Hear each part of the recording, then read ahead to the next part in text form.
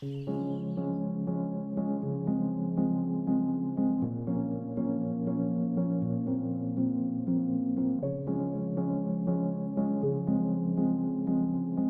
dad had a little sawmill down behind the house that he did a little custom sawing on. And I got exposed at age 10 to helping him on the mill. And I think I got the sawdust in my blood there. And I decided at a very early age that I wanted to be a forester and maybe someday own enough land that I could make a living off of it. Growing up with Dad, we spent a lot of time on the weekends in the woods. He would be cruising woodlots, and he'd take us with him. So we grew up with an appreciation for nature and what you can do with it. By 1800, Connecticut and most of Mass was 80% or so cleared for agriculture. And now that's completely reversed. Connecticut is about 60-70% wooded, Massachusetts a little more. A forest provides clean water.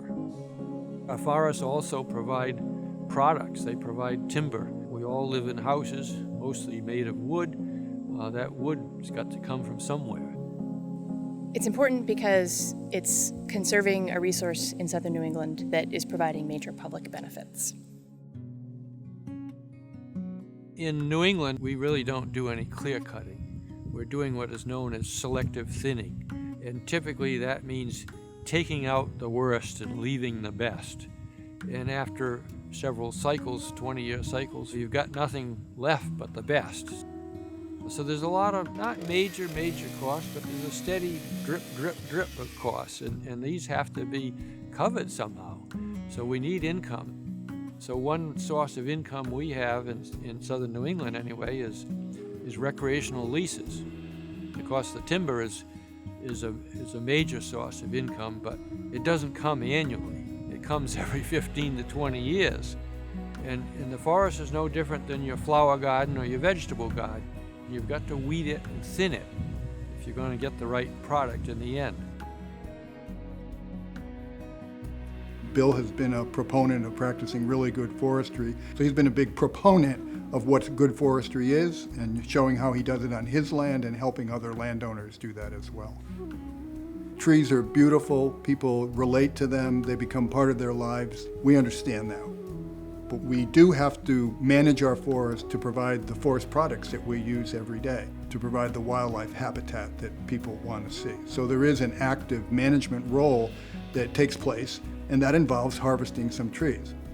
And part of our work at Whole Forest Products is to try and work with landowners to help them grow beauty and value in their woods. And when landowners get income from their forest, they're more likely to keep their forest as a forest. Forestry is a long-term process. It's beyond our lifetimes. If I cut a tree today, it may benefit me in some way. But if I prune a tree today that won't be a saw log for 50 years, well, it's not going to benefit me, it's going to benefit someone down the road. So you've got to think long-term. Aldo Leopold pointed out in the Sand County Almanac the idea of cutting wood and slicing through the annual rings, cutting through time and memory. And that's a really good analogy for our business because we are working every day with a resource that's only here because of the people who came before us, who created the conditions for these trees to grow and prosper. And we're trying to do the same thing in our business. Sustainability is at the heart of our business. I think what excites me the most is to see him and his family business find a way to keep that business going through many changes over the last decades. He's an example of somebody that's done that for a number of decades. And the business is still going and still growing strong, and his family's involved in it. Forests are soothing to us. And I think forests provide a sense of place. I have a saying, we Americans are intent on paving our way to oblivion. And it's, I don't know, as a country person, it's just not very pleasant to me. I think a lot of what we've done is to try to do our little bit to preserve that rural character in southern New England. think it's definitely a huge honor to receive this award, especially it being the first time ever presented in New England. I'm really happy that Bill was the one to receive the award. I couldn't think of anyone more deserving of that. Oh my gosh, I was super excited, just really pleased that he has this honor to add to his name.